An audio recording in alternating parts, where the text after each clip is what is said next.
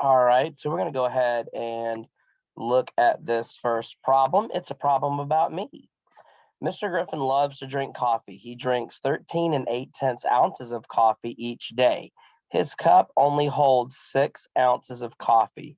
So I'm trying to figure out how many cups of coffee I drink in one day.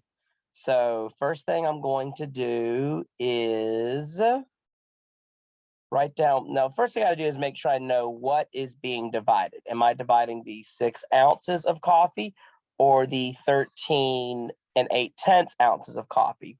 And in this problem, I go, okay, well, I'm dividing the 13 and 8/10 ounces of coffee.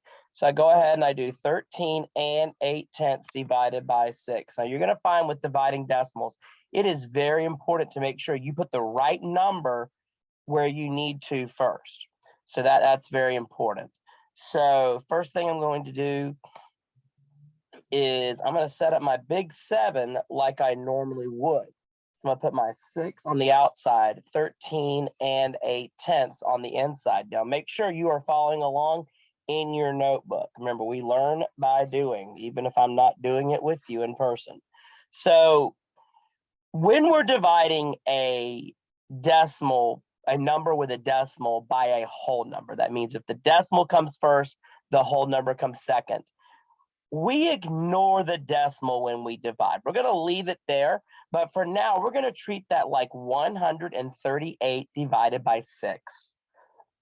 So just like I would do with whole number division, I'm going to go ahead and set up my bag of tricks. So 100 times 6, 50 times 6, 20 times 6, 10 times 6, 5 times 6, and 1 times 6 equals. All right.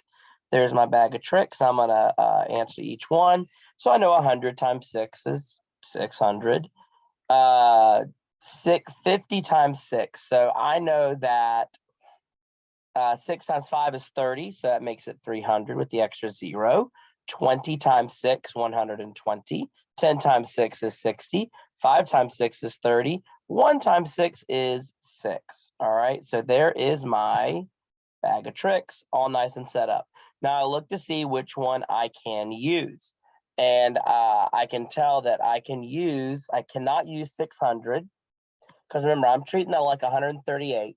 I cannot use 300, but I can use 120. So I write down 120, and then to the side, I write 20. Then just like in regular division, I subtract and I get 18. Now, I can go back to my bag of tricks again, but I'm like, wait a minute.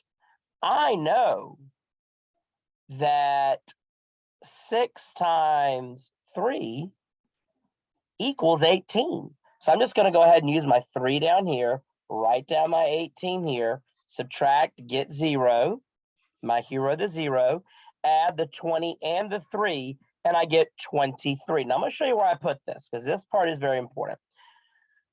I write it down furthest to the right of my big 7, right on top.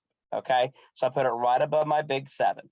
Then I look and I see my decimal, and wherever my decimal is here, I move it up to here between the 2 and the 8. So that means each of my cups of coffee holds 2 and 8/10 ounces. All right, so my answer is 2 and 8/10. All right. All right, we'll look at the next problem here in a second. Make sure you have everything written down.